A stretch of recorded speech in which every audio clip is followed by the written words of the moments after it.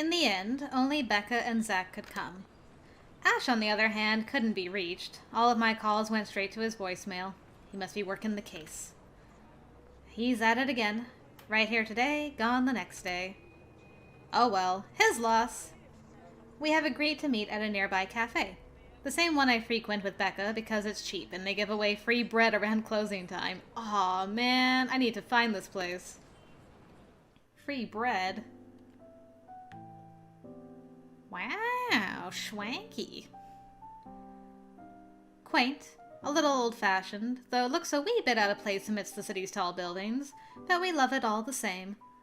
Is that a mouse or a rabbit or a cat with a cross on its head? This reminds me of... oh. What was that cafe called in Nameless? Ah, I had it on the tip of my tongue, it's gone now, but it reminds me of that cafe. Much like its facade, the interior carries an antiquated charm to it. Vintage art pieces in a row of shelves boasting an extensive collection of books cover the walls. It would have been nice to hang out here for hours on end, but even on a weekend, the place is still packed with people. Thankfully, Becca and Zach have already found seats and are engaged in some casual chatter when I arrive. It's strange seeing the two of them without Ash accompanying the other. They've never been particularly close. Sure, they talk when they meet, laugh at the same things when there's something funny, but there's distance. The kind born purely out of differing interests. That or Zach's simply afraid of Becca. Fair. It's not impossible, and I won't blame him if he is. He might be the tallest in our group, but everyone knows that it means nothing against Becca's temper. Even I am a little scared of her. Zach! Becca! Well, you seem to be in a better mood today. What happened? I know that smile, Belle. Come on, still. Don't rush me. All in good time. Let's order food first, okay? A waitress comes by to take our order. On a normal day, me and Becca will order a hearty serving of their special vegetarian stovies. Zach takes anything with a good helping of meat, sausages, or potatoes in it. My man. But today's a good day. Great, even. It's not wrong to indulge a little, right? Today's special. For the three of us. Even the person jotting down our order looks surprised at today's meal choice. She writes it, nevertheless, and leaves without a comment. Becca furrows her eyebrows, her mouth halfway open, ready to let loose what's likely a string of reprimands. Don't worry. It's my treat. The glare she sends my way reminds me of the one I received from Mama when I punched a kid bullying my younger brother 18 years ago.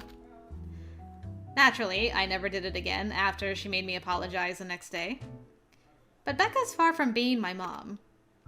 A small, sheepish grin is enough to turn that frown into a defeated sigh. Food arrives in the middle of a funny story from Zach, putting the rest of the conversation on hold as we are each served our order. It isn't anything fancy. Pan roasted sea bass with citrus-dressed asparagus and a portion of mashed potatoes on the side. Or at least that's what the daily specials board says. That sounds good. I never did pay attention to it whenever I came here, since they price whatever's written way above what I'm willing to spend on food on a single day. Oh, good. I'm so hungry, I think I'm dying. You're always hungry. Hey! Not all the time. Let me guess. You skipped breakfast again. Not on purpose. I may have overslept by a few seconds today. Right then. Stop stalling, Isabella. What's this about?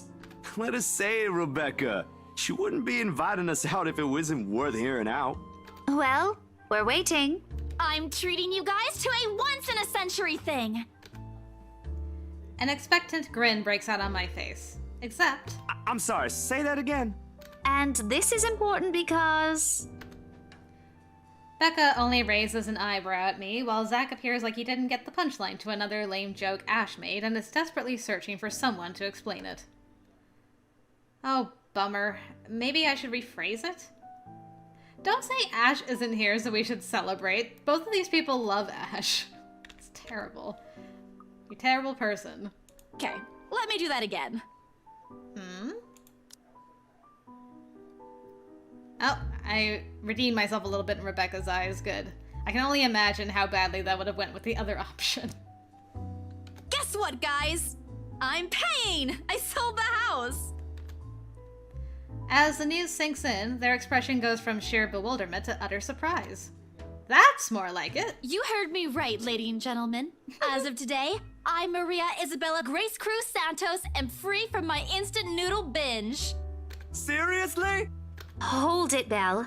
You sold the house? Nice. Yep. Which house is this? In Anslem Village? The one with the open house yesterday? The one and only. Come on, Becca. I know you've got a better memory than that. Oh. Oh, wow. That's... She lets out a hum.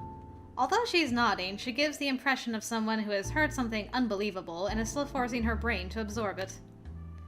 Did she think we wouldn't be able to sell it? Have some faith in me, Becca. Am I not your best friend or what? You don't believe me? The words tumble out of my mouth before I could stop them. I've been trying to avoid bringing up yesterday's little spat, and judging from the looks on their faces, it seems they are too. Me and my stupid mouth. I'm sure it ain't the way you're thinking, Bella. No, I do believe you. But don't you think the sale happened a bit too fast? The open house only started yesterday, and now you already have a buyer? It happens from time to time. Yeah, but look, I'm happy for you. Just yesterday, you've been really worried where to get money for your dad's new treatment. And now, all of a sudden, you have something. What if the sale doesn't push through, or I don't know, they're a fraud, or they suddenly back out? Isn't it a little too early to celebrate? Rebecca does have a point, Bella. If you haven't closed the deal yet, there's still a chance they'll go back on it. They don't seem like it to me. The lady appeared to really want it, and she approached me without even finishing the tour. Pressured me into it, more like. But I'm not going to tell Becca about that. Knowing her, she'd only worry. And she already hired someone to handle the house's interior design. You're joking. Who would do that? Ma'am Hana. The rights, apparently. It's actually pretty funny.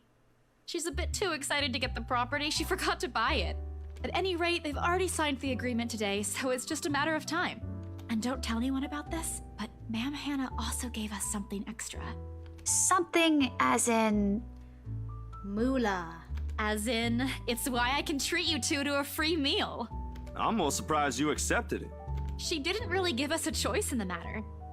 So don't lose sleep over this, okay? The couple really want the house. If Rose didn't stop them, they'd likely have paid up front for it yesterday. That's despite the legends, too. I even tried to show them the letter. But nope. I want this house, darling. Go take all our money. Oh my god. You don't really think they believe that, do you? I'm pretty sure for them, those are just rumors as well. No one is that superstitious in this day and age, Belle. Well, maybe they should be. Well, there's you. Right. You know what? I'll just eat all of these by myself. Atta girl. I begin to gather their plates to my side, the food in each still untouched. A laugh almost escapes my mouth with the way Zach's expression quickly changes to disappointment. Becca's hand interrupts me just as I'm about to pull her plate closer to me. I'm kidding. Don't go all pouty on me again. I'm just concerned you'll get hurt if this doesn't happen. I know how badly you want to close this deal for your papa. I'm sure he's gonna be fine now, though, with the money. They don't know yet. I think I'll call them tomorrow. Let them know things will be easier. Mama said this morning he's showing progress with the new treatment, too. It's just a matter of time. I allow myself to smile, genuine and uninhibited. It's strange talking about this with other people, even those who have known you long enough. But today, things simply feel a whole lot lighter with them here. Lunch passes in an enjoyable fashion. A laugh here, a playful jab there, but most of it is spent on catching up and telling stories about whatever's keeping us busy these days. Something we couldn't afford to do the day before, taking into account what happened. Even Becca's surprisingly chatty. Is there something in the sea bass we ate? Zach, though, appears less energetic. While he's far from being the life of a party, he's definitely not the type to keep quiet in a conversation with his friends. Did the movie premiere not go over well last night? Apart from a few inputs, he's been silent the entire time. If Becca notices... Are you sure you're not feeling under the weather, Zachary? Huh? No, I'm okay.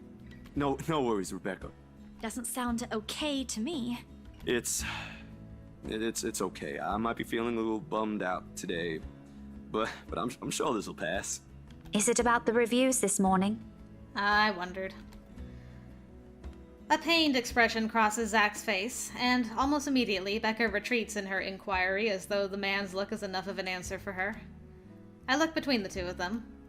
Did I miss something? What happened this morning? Did I stumble on a big secret? This is why I don't like waking up late. You heard about those, huh? Sorry, I just happened to check on some sites this morning. Nah, it's a very sensitive topic in the first place. I should have expected it. What reviews? Becca glances at Zach, her motions unsure, eyes asking for his consent on the matter.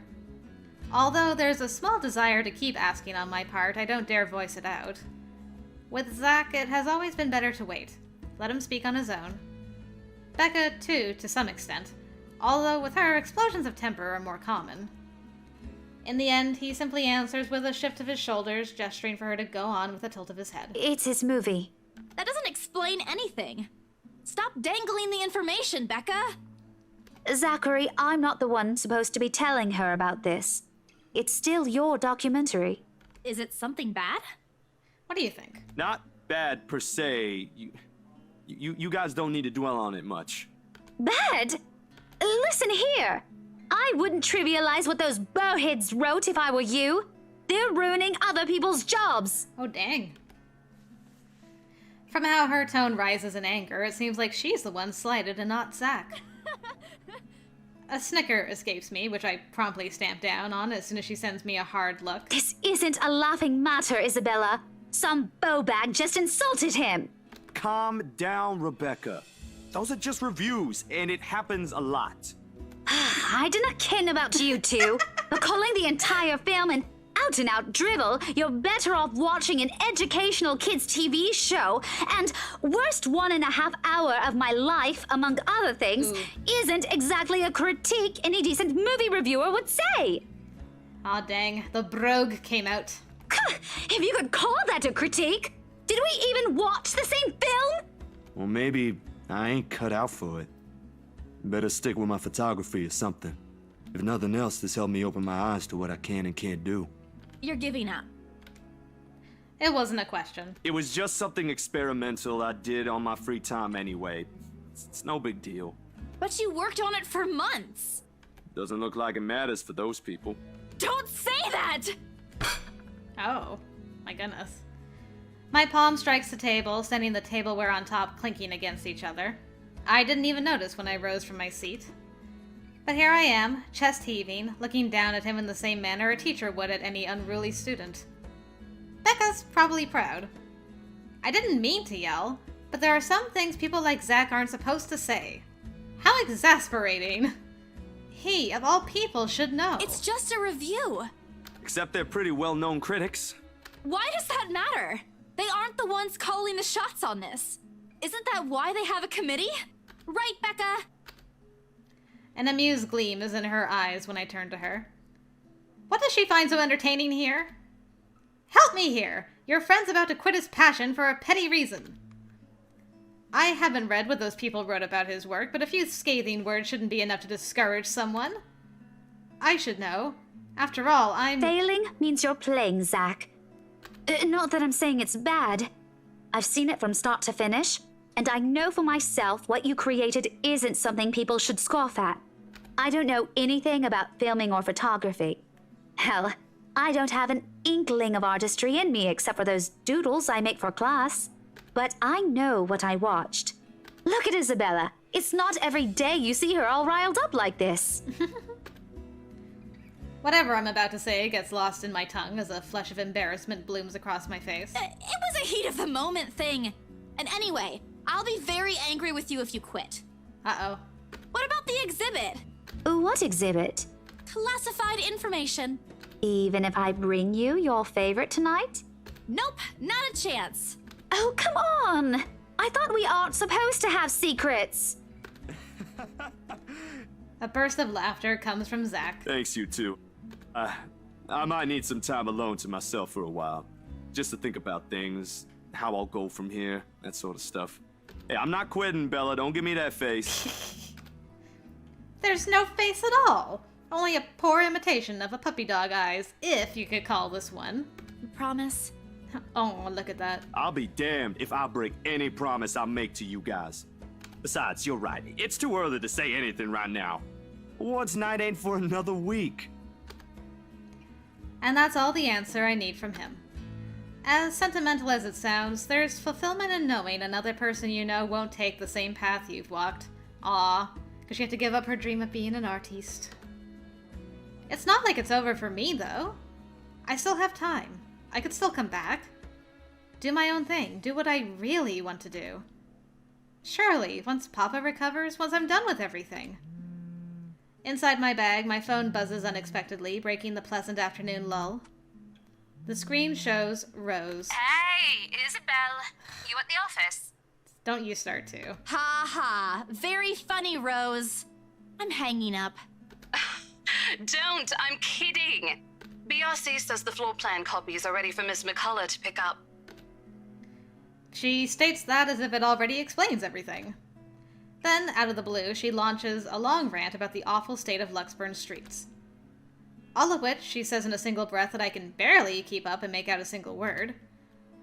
I stay quiet, if only to avoid becoming the next object of her frustration. She's similar to Becca in that regard. I'm stuck in horrendous traffic right now. Bloody stupid drivers. When she has finally ran out of things to complain about and stops, what she says next still has none of what I'm hoping to hear from her. Just a quick mumbled plea for me to meet the Wright's interior designer in her stead, and an... Anyway, I'll leave it to you. Bye, thanks. Classic Rose. She ends the call without even asking for my input. Alright. New journal entry. Let's see. A day after the open house, the Wrights were seen securing the mansion's purchase at Briar Realty's Luxburn office. Parties involved in the transaction were surprised at how fast it went, but agreed it was to be expected when dealing with influential people like the Wrights. Happy over the sale, Isabella Santos treated her friends to lunch. And hopefully doesn't regret it. The sky is cloudless, and the noontime sun is beating down on the hard concrete when we leave the cafe. It's far from unbearable, but it's enough to put most people in a fickle mood or make them vulnerable to catching something. No wonder we have staff members going AWOL lately, not to mention my boss's mercurial moods. I can't believe I'm saying this, but I want our usual cloudy weather back. For all the gripes about the unpredictable weather, though, the streets of Luxburn remain constantly busy. The hurried tapping of shoes against the pavement and inane chatter coming from the lunchtime crowd filled the humid afternoon air. A small reminder of the things we still have to do, regardless of how much I want to return to the comfort of my bed. Back to Briar Realty for me, Zach to a meeting with a magazine publisher featuring luxury houses, and Becca to her lesson plans and books at home. But more than once, I catch her sneaking a longing glance over something displayed on a shop window. Did she want to buy something? Maybe I can get it for her this Christmas. I turn my head at the last shop she checked out. A fleeting glimpse. The world stills.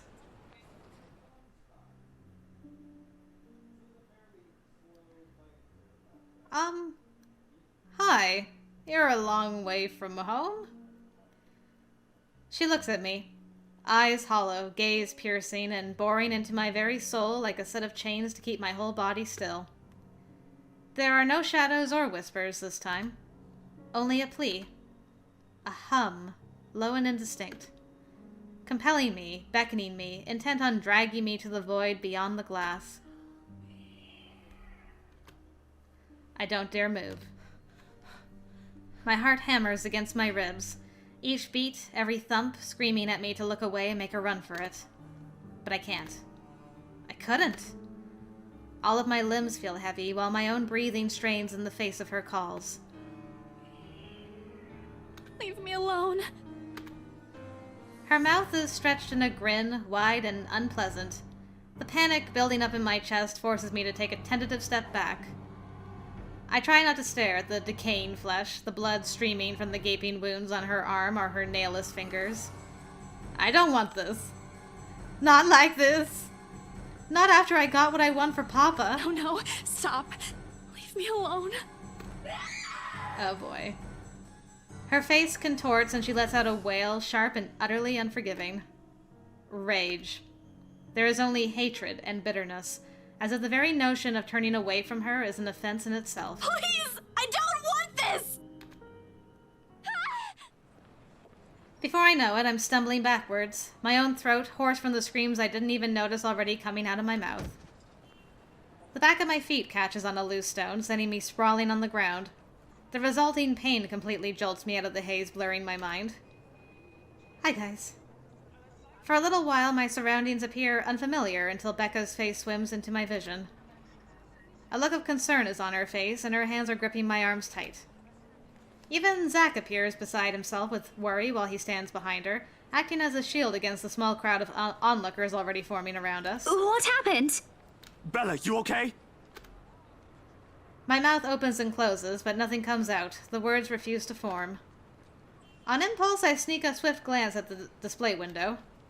She's gone. Whew, you're braver than I am.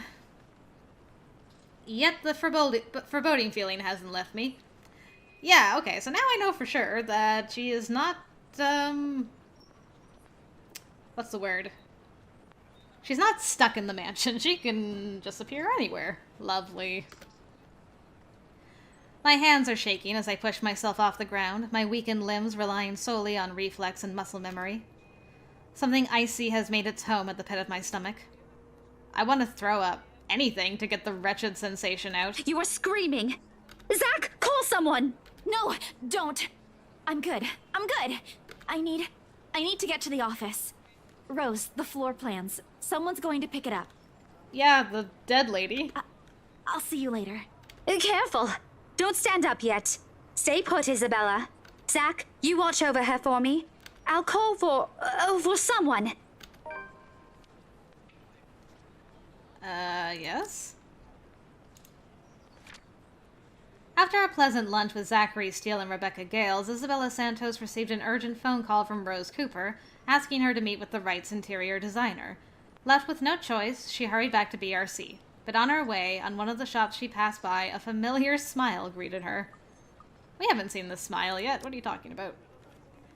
I attempt to smile to put her at ease, but it likely comes off as a grimace. Gently, I pushed her hands off my shoulders. My knees are still trembling, but I can stand. Leave. Leave me. Stay away. Away!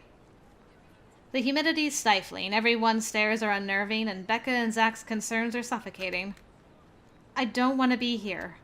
No more. I break into a run. Wait, I went home instead of to the office?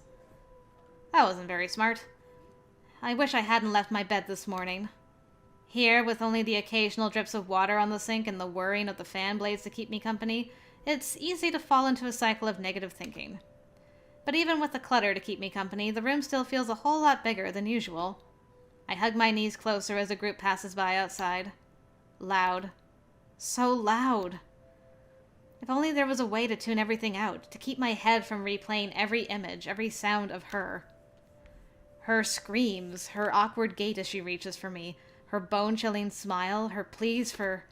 Enough! That's enough! A shiver passes over me, though it's not from the hair still hanging damp against my back, nor the draft that enters the room from the windows I've left wide open.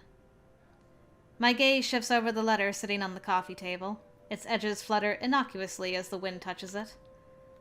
Funny how an ordinary-looking piece of paper can bring this much trouble. The impulse to throw it away or rip it to pieces is still there. I can easily do it, but after that, what? Will she leave me? What about those people who have already seen it? Will they be okay? This uncertainty gnaws at me.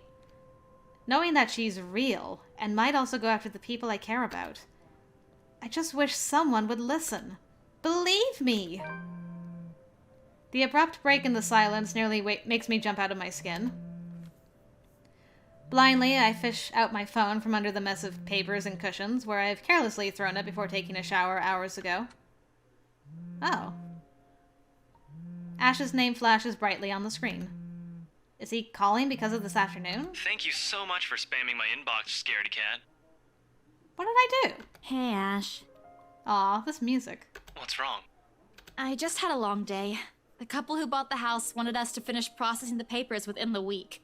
It's a little hectic, but we'll manage. Really? You sold it? Don't sound so surprised. I told you, you don't stand a chance. The rights won't take no for an answer. You've been on the losing end from the very start. Ha! Whoever said I was interested in the house in the first place? But you said... Despite his light tone, his snicker only comes off as annoying to my ears. I have to fight the urge to end the call right then and there. Stupid Ash. You're such an ass. And just so you know, I'm not treating you to a separate celebration. Or ever. Promises, promises. No, that's just unfair. And here I was looking something up for you. Didn't you say you wanted to talk to Andrew? I pause. I did say that, but I didn't think he'd actually go through the trouble, considering how much he scoffed at the whole topic in the first place. Is he okay with that? Totally. Besides, I need to ask him about something. I might as well do it soon. I like that he was only Ashhole for one little bit of dialogue, and now he's back to Ash. What do you say you come with me tomorrow morning? Well, there's no harm in it, I suppose. I've got a free day anyway. Great, I'll just pick you up. Don't oversleep. Don't compare me to you. I'm not the one who sleeps like a rock. Oh dear, if you two get together, you're never gonna wake up. Another round of chuckles come from him. Oh, I will live for the day he'll stop making fun of me. Just wait, you Ashhole. As I'm about to end the call, he clears his throat. And, Isabella? His sudden, diffident tone sends my eyebrows shooting up into my hairline. Is the world ending today? Yeah? Did you forget something? Do you think we... Yes? Never mind. Good night. That was a good anime. He hangs up instantly. Rude? Completely rude. I didn't even get to thank him. The busy tone, though muffled, echoes through the receiver. No one is saying this will work. Even I am doubtful it will. But right now, I'll take anything. Anything to get out of this nightmare. Back in Dream World. Aw, look at him. Ashton Frey reminded Isabella Santos of their meeting with Professor Andrew Clark tomorrow, a respected professor with a doctorate degree in sociology. As a former researcher specializing in ethnography and psychology, Ashton assured that his friend can help with her worries regarding the mansion's rumors. Okay. Sleep comes easier tonight. And for the first time in a long time, I dream. Of clear skies, of unrestrained laughter from children playing in the streets, and of small, cramped dwellings. To an outsider, the sight does not paint a pretty picture. However, this is home to me. Aw, she had a good dream. That's nice. Morning dawns bright and clear the following day. Although the air still feels muggy, and I miss the chilly autumn weather, it's one of those rare weekends when I'm up even before my alarm rings. If it wasn't for Ash's call last night, I'd probably sleep in. When 9 a.m. rolls around, I'm already heading downstairs where Ash is waiting for me in his car. His hair's a disheveled mess, eyes drowsy, and overall looking like he hurried to get out of bed. Well, he made it on time. Or fell out of it. Or both. He looks adorably rumpled this way. But I'm not going to tell him that. It'd only bloat his unbearable ego. Huh. Good morning, Ash. He makes a motion with his finger around his ear. Tone it down. Can you even drive? He answers me with a slight raise of his hand, a yawn, and nothing more. Wow. He has never been particularly fond of mornings, and for that, I'm thankful to every god in the universe. Less mental capacity for him to make fun of me. Ha! There's the reason why mornings are my favorite. Sure. It doesn't take long for us to reach our destination. The small cafe situated in Luxburn's busiest street, the same one I'd often visit with Becca for its cheap food. I've never gone here on a Sunday, and it's striking how different it appears without the usual weekday and Saturday rush.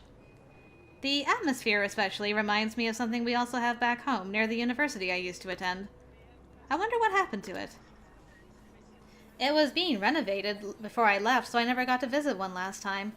The place has always had a calming effect on me. But today, despite standing in a place similar to it, anxiety easily washes over me as soon as I step out of the car. I'm quite used to dealing with people I've never met before, thanks to my work. But still, I don't know him. In spite of the fact both Ash and Becca have vouched for him, what will he think of me and my story? What if he thinks I'm crazy? Hell, even my own friends thought so. I draw in a breath to quell the panic beginning to rise in me. Oh well, only one way to find out. A few hesitant steps forward, and then Ash is suddenly pulling me back by my elbow. Hold on, scaredy cat, not too fast. Without warning, he flicks my forehead. Hard. That hurts! What was that for? He's already walking away when I look up, and I hurry to catch up to him, puzzled. Was that to get me to not be scared? I really don't understand this guy. At least explain why you're flicking other people's foreheads all of a sudden. So rude. Get yourself together, will you? He's not going to bite. Bleh. He's very accommodating, too. I wasn't scared of him or anything. You don't look like it. Didn't sound like you were okay last night either. Huh? What was that last one? Hey, don't just ignore me. He just slid out of there. All questions and retorts die on my mouth once he opens the door to the shop. A cast iron bell attached to it chimes softly, announcing our arrival. The smell of freshly brewed coffee welcomes us as soon as we step in. Oh hey look, we're back again. Like the usual, several tables and chairs have been set up for the patrons. But most of the customers have forgone them in favor of the more comfortable throw pillows and bean bags the staff has laid out on the floor. Becca would love to know they have something like this on Sundays. She's been complaining how uncomfortable the library chairs are for a long time now. Ash leads me to a secluded spot near the window where an old man, probably in his 50s or 60s, is seated enjoying a brew and a book. Professor Clark. It's just Andrew now. I'm no longer your professor, Detective Inspector Frey. Cute. The guy, Andrew, looks up from his book and gives him a smile. A sheepish look crosses Ash's face at the older man's admonishment. More unusual, in my opinion, is seeing him appear like a parent has just scolded him. But it suggests a familiarity between them, one that goes beyond what someone expects from a simple student and mentor. With another warm smile, he gestures for us to take the empty seats opposite him. Have you been waiting long? Quite some time, but I come here early on weekends. Best time to get their first serving of bear claws. They're the only place that serves it here. I took the liberty of ordering for you two. I hope you don't mind. I thought it'd be best to talk over a decent helping of coffee. Soon enough, a waiter brings us 2 more cups and sets down a basket of pastries. Aren't you going to introduce the lady? Rude. Ah, right, sorry. Isabella, this is Andrew. He's one of my professors back at the university. Andrew, this is Isabella Santos. Santos. Portuguese? Spanish? Brazilian? Mexican? You would think so. Filipina, actually.